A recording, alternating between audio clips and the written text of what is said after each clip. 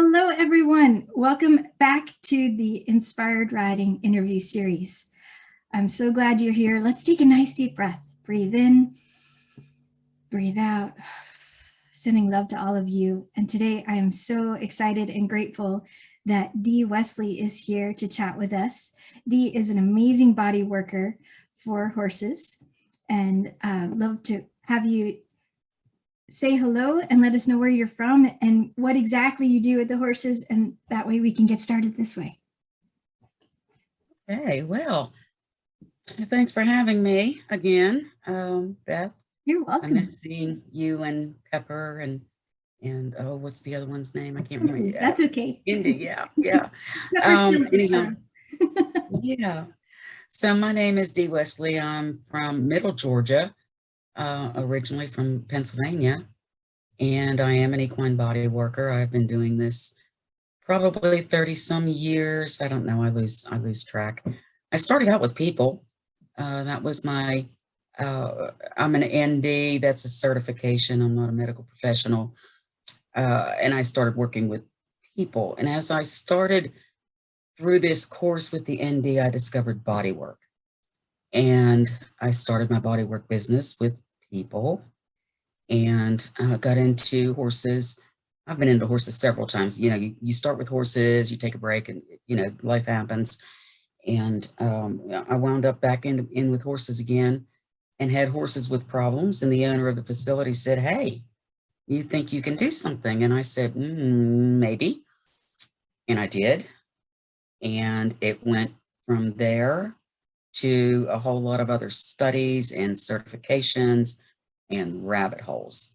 I am probably best known as being out of the box. There is nothing that I won't consider trying as long as it will be effective and beneficial and not a short-term Band-Aid. I've gone way past doing the Band-Aids with horses. I really like to do corrective things with the horses and the owners. The owner plays such a big part of keeping their horses in tip-top shape for longevity, soundness, and performance. I work with a lot of performance horses across disciplines. I have hunter jumpers, I have eventers, I have roping horses, barrel horses, trail horses, retired horses, you name it, it's in my book. I love it. And that's one of the reasons I love having you out here is not only are you incredibly intuitive, but you think outside the box and you come up with the coolest things. So I just really appreciate that about you. Well, thank you. Thank you. That's, it's a never ending thing. I can tell you that. Absolutely. I can read something, and you know, there's a lot of information out there. People can learn a lot of things DIY. That's my probably my newest endeavor is putting together DIY PDFs for people. So you don't need me there. You may need somebody else there, but you don't need me. You can learn to do a lot of these things DIY. It's much cheaper in the long run, especially if you have issues with your horses.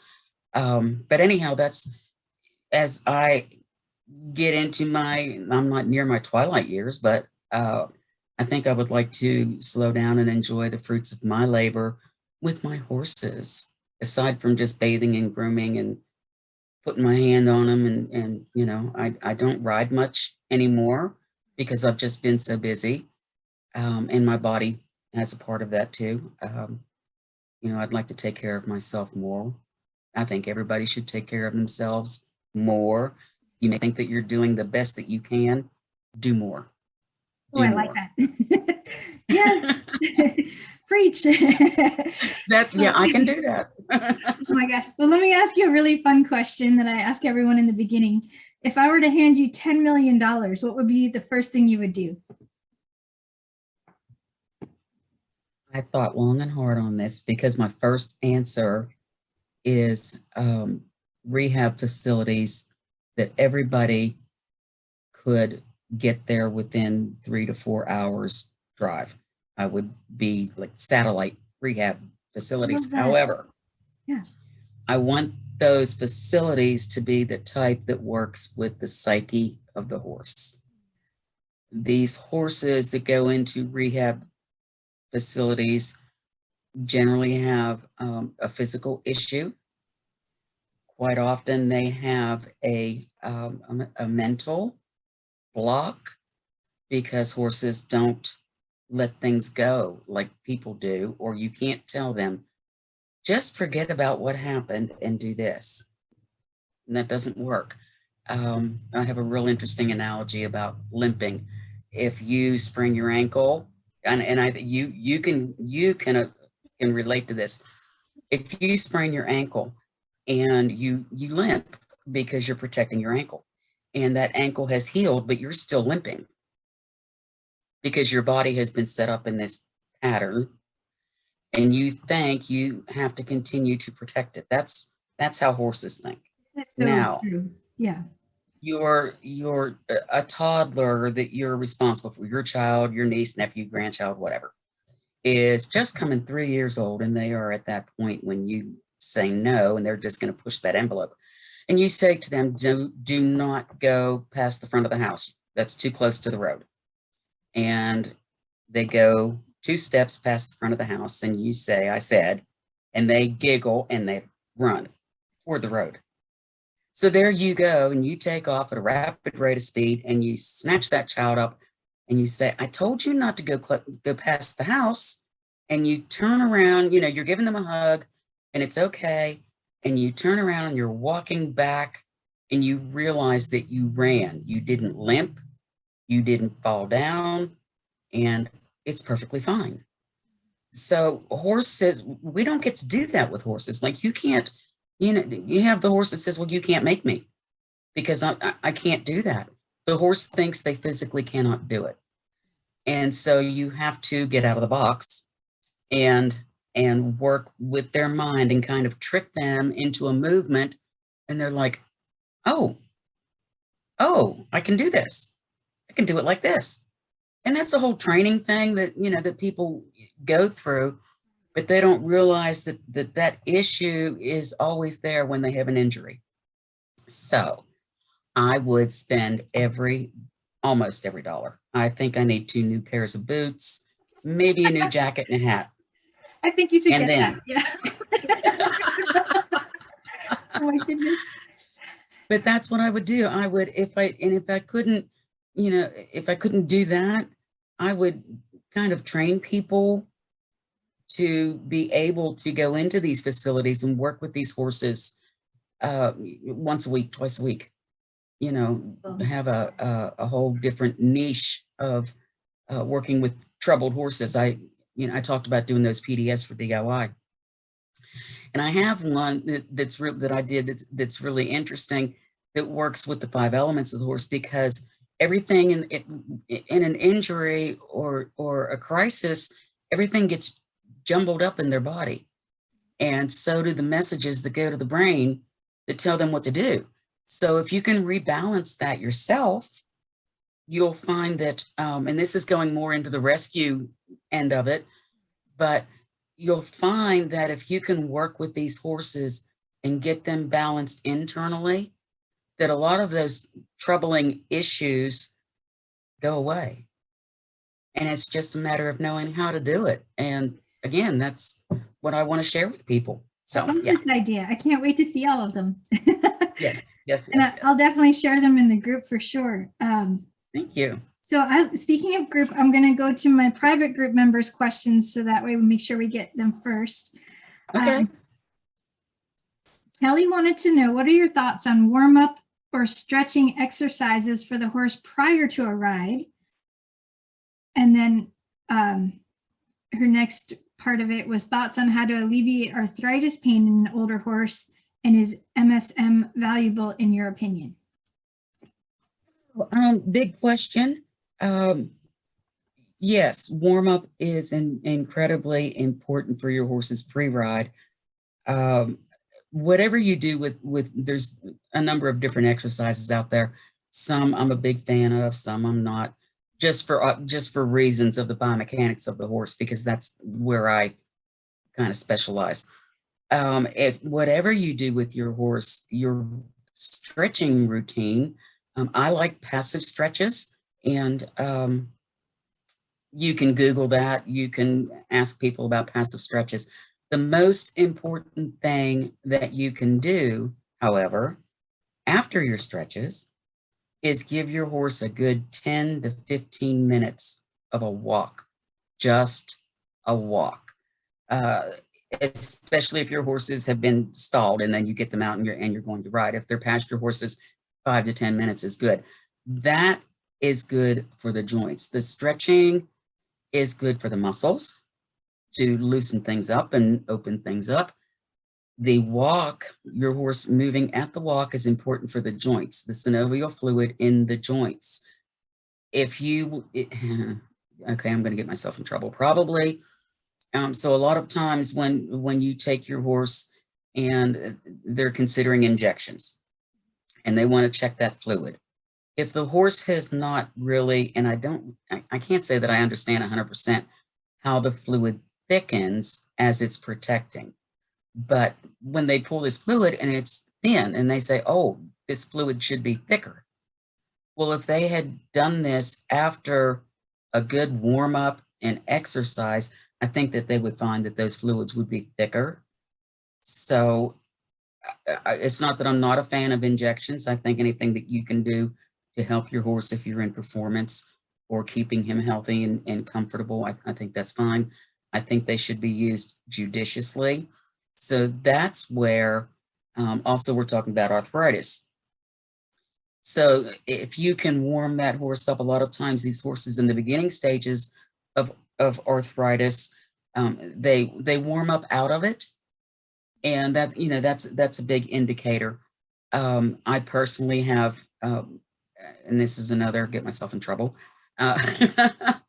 Be aware of the supplements that you're giving your horses. Don't believe all the marketing hype out there. They will take properties of any different substance that you can do, even natural substances, and they'll take the information that they have historically used for people and automatically translate it to horses. Horses are not people. Their digestive processes are different. How they utilize things, excuse me, how they utilize things are different. So I tend to go more natural as possible. And so, yes, I use light therapy a lot, more and more and more in my business and for my clients and for my customers. MSM is an important nutrient found in the body. I think you need to use a quality MSM if you're going to. I do know that in English disciplines, FEI, there's a lot of regulations. I don't know. They say MSM is prohibited if it's found too much in the bloodstream. Who measures that? I mean, who knows if a 4-year-old has more in their body than a 10-year-old? That's a little subjective, but that's the powers that be. I don't make the rules. So yes, MSM is good. If you are in an English discipline and you don't want to use MSM as a supplement, I suggest hyaluronic acid. And then there again, you're looking at molecular structure and the size of the molecule getting into the joint. But hyaluronic acid is also good for your tendons and ligaments, muscles, and joints. So I hope that answers your question. If you have specifics on your arthritis, you can feel free to contact me, Kelly. Thank you, Dee. And then just to clarify regarding the warm up and the stretching, do you typically walk them 10, 15 minutes and then do the stretching, or you do the stretching and then the walking? I think most people should just do a nice, easy lengthening stretch. That's what I say about passive stretching. Right. And then take them, under saddle, take them on a nice little walk. Okay. Not straight lines. That's another thing. I'm a big fan of straight lines. A lot of people want to just walk circles and walk circles. You're actually loading and unloading, some balance in the lower limbs that you really want to keep that to a straight line for at least the first 5 minutes. And then after you ride, please, please, please stretch your horses after you ride, because everything that they have bundled up and tensed up needs to be released. And sometimes they need some help. So give them a nice little stretch after you ride too. Yeah, you showed me some great ones with Pepper, and he still gets annoyed that I do it, but I'm like, you still need this. It's really funny. Yeah. We can get deep into how I like to do those movement exercises. I don't always call them stretches. I like them to be lengthened and just have more movement and range of motion. Yes, I love that. So cool. Yeah. Okay, so now, Jan, I would like to know what angle you take for pain management. She'd love to hear about alternatives to substances that irritate the digestive tract. She knows she's thought about it on more than one occasion. I need better pain management for a certain horse, kind of thing. Yes. I mentioned it earlier. I use light therapy a lot. Mine is that the red light, or is it something else? So I started out using infrared, pulsed infrared and red light. And then I discovered the light therapy patches, Oh, yes. which actually have a positive and negative, and they move things through the body, versus the red light being local to what you're working with. Acupuncture points, we can stimulate with our finger. We could actually stimulate them with intent, but we won't go there. You can go there in this group. Yeah. Red light, will stimulate those acupuncture points. Something that people may or may not know, acupuncture points can and will move a certain amount depending on the tension in the fascia and the muscles. And as long as you're close, you're good. Your body's energy, your intent, we're going to go into intent a little bit more. Your intent, what I like about the patches is that they are a narrower band, but they cover a larger area. Your red light actually diffuses through the tissue. So, you're catching some of it, but it's not coherent. The patches have more of a coherent effect on that immediate area. And on a side note, those patches helped me get over the hump of the pain I was having, because I was trying to get on the treadmill while I was rehabbing, and I was having a lot of trouble because it just hurt. But when I used these patches, I was able to push past that, and I started to have relief in pain. And then I was able to get the mobility back, and then I didn't need them. You don't need them. It was amazing. So then you don't need them. Yes. Yeah. Yes. So pain management, I like to go to the patches. I like natural pain management. I don't know if I mentioned, I have an online store that is crashing, so we're not going to give that link just yet. Yeah. So I do like natural supplements, natural herbal extracts that are combinations to address pain and inflammation, and they don't bother the GI tract. And a lot of times horses have pain related to previous issues in the GI tract, and we don't know exactly what causes some horses to have more stress than others. I mean, I think it's the mental thing. We talked about the troubled horses. I think that's a big part of it. So nutrition, good nutritional supplements. So my disclaimer, everybody that knows me has heard this.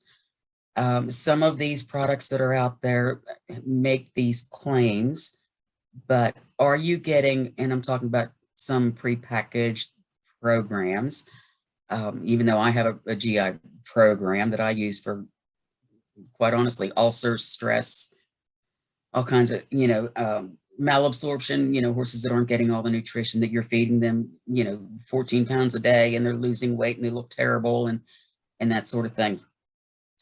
Just because a product is in that program doesn't mean that the horse is getting enough of it, because the horse can't always process and absorb what it needs if you're even giving the horse enough of it. So it's a buyer beware. And again, you know, anybody that has any questions, they're welcome to contact me. If you're in the group, just give me a shout out and ask me a question. I don't care. Thank you. Yeah, if you want to just comment underneath this this live stream, I'm sure I'll tag Dee and then she can come back in and help you guys. That would be awesome. Yes. Thank you, Dee. You're welcome. Let's see. So Anne would like to know about an everyday technique that we can learn to help relax our horse's muscles before or after work. If there's one go-to. Okay, I've got one, and you'll have to ask me for it. Comment in the group, and I call it, and I teach it, and I call it "Get Your Groove On." I love it. And it's something that I did years and years and years ago with my human bodywork practice, and you know, I just automatically included it in with my horses. And then I found Jim Masterson. Yes. And Jim Masterson's Bladder Meridian technique is the perfect thing to do. Everybody can learn how to do it. The better you get at it, you will realize how much intent has to do with what you're doing with your horse. Feel is very important. And that will help you to hone that in as you start watching your horse for responses, releasing this abnormal tension. And that's what I like for people to do before or in between riding, but most especially after riding. Because if your horse has tensed up and is holding on to that tension and doesn't automatically let it go when you unsaddle, this is just an easy way for them to recognize what's going on in their body and, oh, wait, it's good. Let me just breathe here a minute. Let me just release that and relax that a minute. All horses are going to carry a certain amount of tension. They have to in order, just like us, they have to in order to have structure and movement. But there's a balance there. And when you have excess abnormal tension, the Bladder Meridian technique is fabulous. And I have a little sheet somewhere. Awesome. It's in my group. Oh, cool. I think I put it in my group, which is those of you on Facebook, Dees Tribe. Just look it up. Yeah, I'll put a link. I'll put a link in here for it. So yeah. But it is the easiest thing for anybody. I teach 4-H kids sometimes in some of these horse camps. And I teach it in all my clinics. That's the first thing that I teach.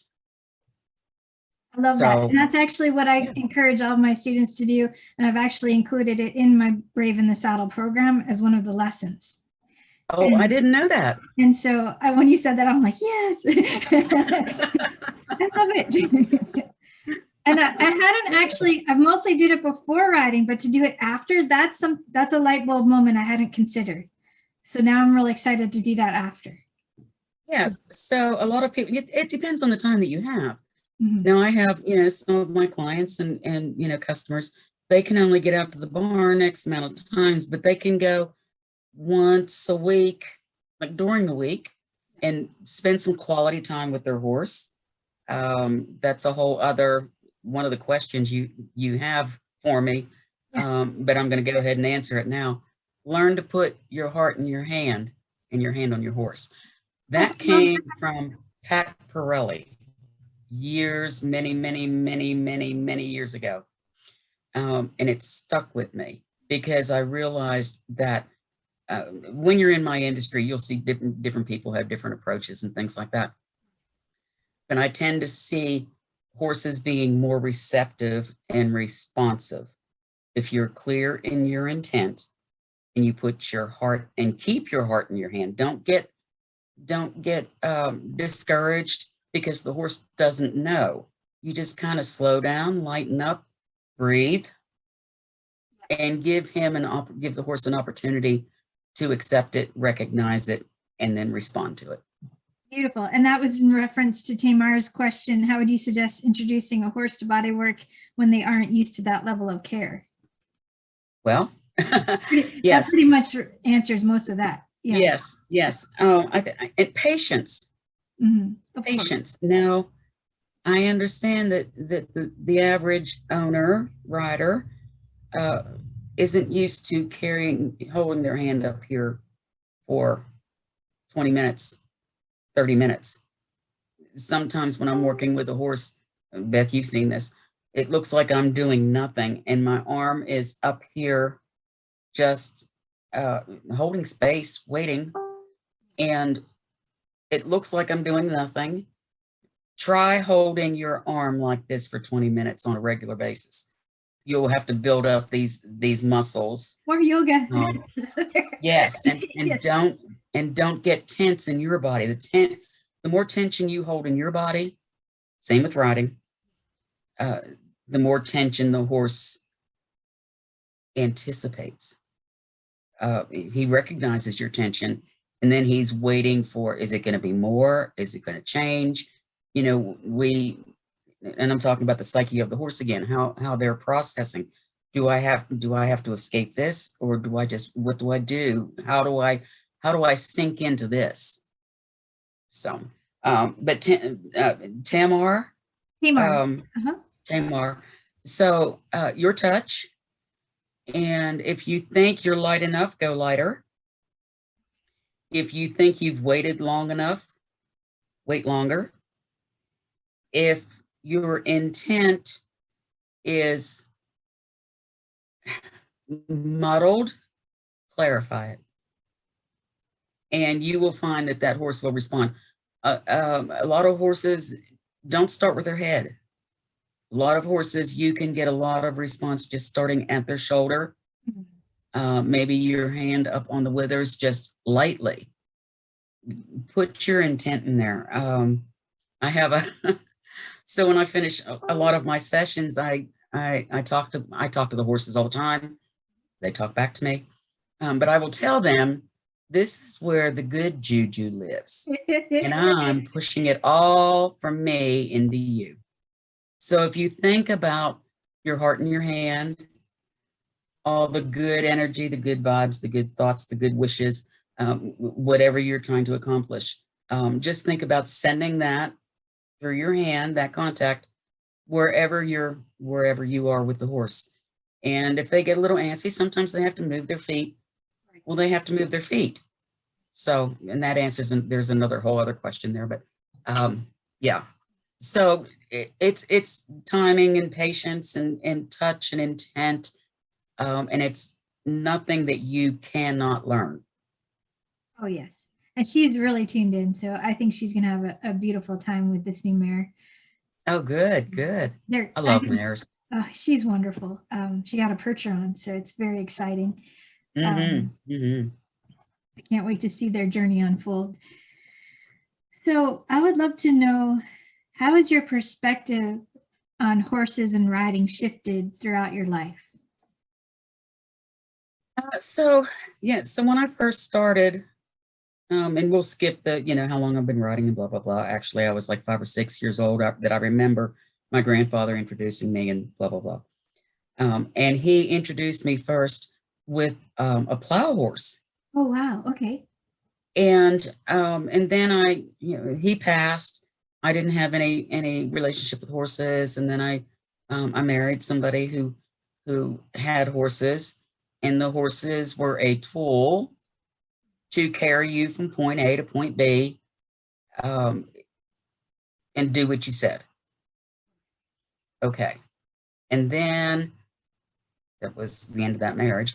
And it took me a few years to get back into horses. And my mentor at that time was very big about the psyche of the horse. Now I'm going back into the 90s. And she said, if you want a horse to perform for you, you have to give that horse something. You can't just always take. So I learned the horses can be a tool to get you from point A to point B, because you just want the wind to blow in your hair. Well, you can ride a motorcycle and get that. You can't have a partnership with a motorcycle. You can have a partnership with a horse. And when a horse is willing to be a partner, and that was one of my clinic series, and I think it's very much what you do, Beth, it's a willing partnership. Body work is the horse has to be a willing participant. I don't do things to the horse. I do things with the horse. And I think that kind of sets me apart just a little bit, maybe not so much anymore. I mean, 10 years ago it did, not so much anymore. But understanding that this is a partnership. This horse is not a tool. If the horse wants to do what you're asking them to do, fine. And if he doesn't, find another horse that does want to do that. Maybe he wants to do something else. So that's a really good point. It's so nice to be able to give them choices and figure out how they get their groove on, you know? yes, absolutely. What turns their light on, lights their fire. I mean, I could go into all kinds of songs from way back when because I'm that old. You're ageless. That's what I like to say about everyone. Absolutely. We're all bonding in the name of the horse, and we're all ageless. That's the way I look at it. Yes, we are. We are. So if you had a magic wand, what would you change in the horse world?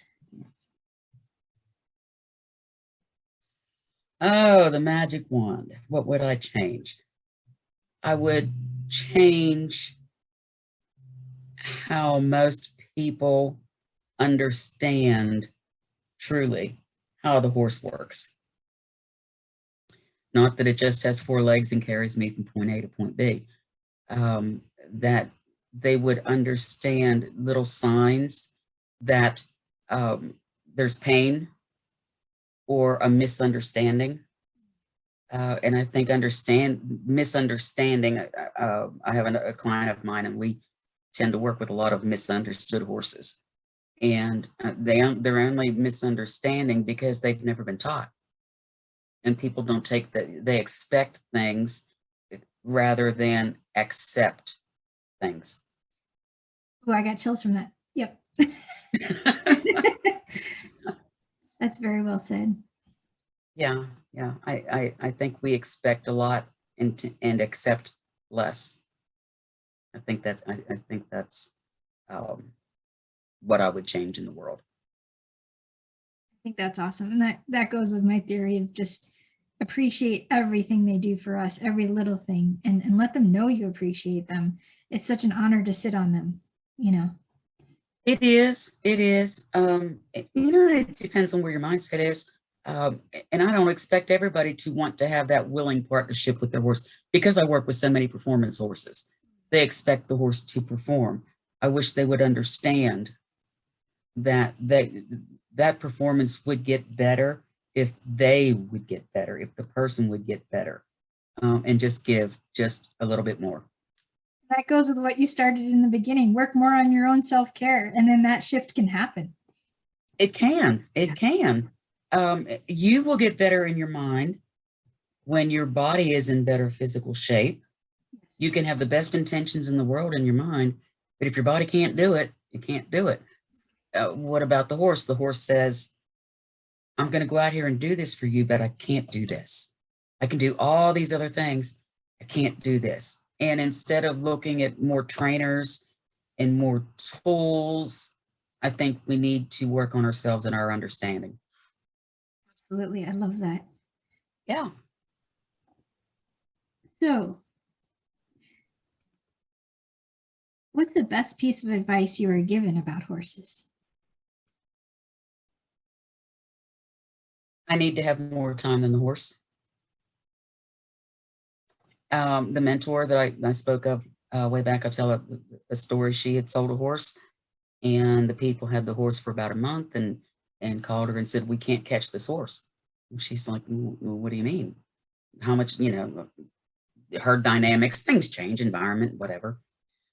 And she, they talked back and forth, and she said, okay. She said, I'll be out there in about 2 hours. And she gets out there, and she, out of her truck, she pulls out, and she smoked.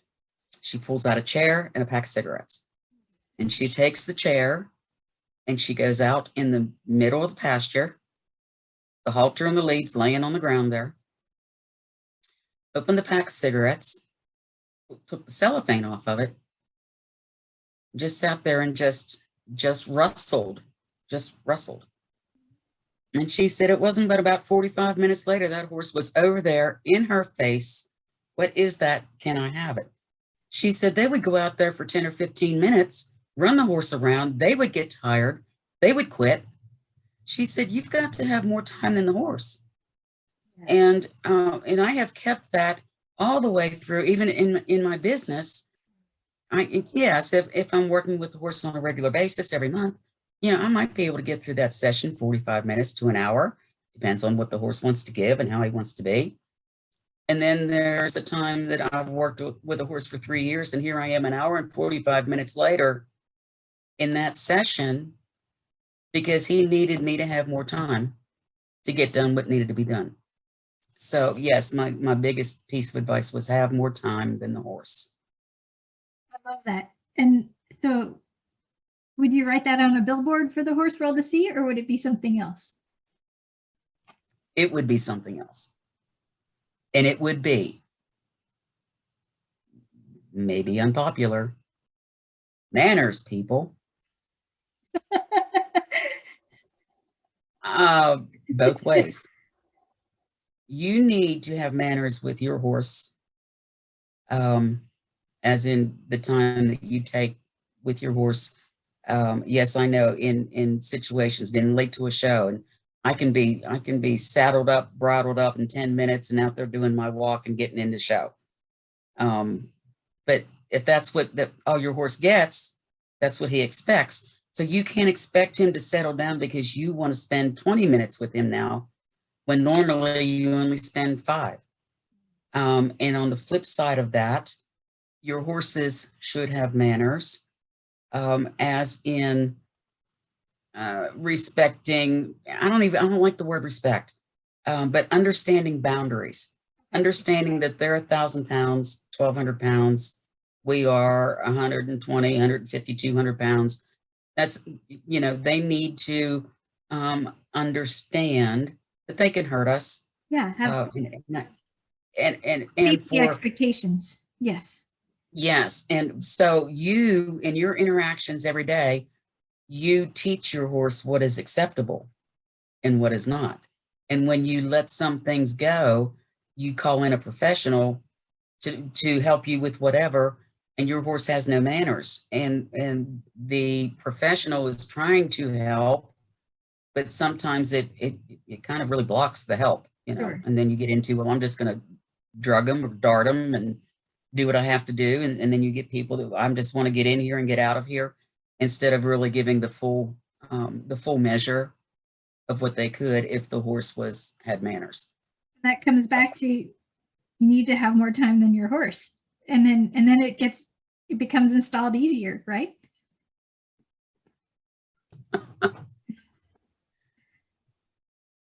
Yeah. Cool. Well, is there anything else you want to share that I didn't ask you, Dee? I really don't. I don't know. Your intent, we talked a lot about that. Understanding. I mean, I made some notes, from the questions, and I knew that you were going to be asking me. Oh, yes. So if you are, one more thing, when you're riding, always be riding. Don't be worrying about who's calling you on the phone.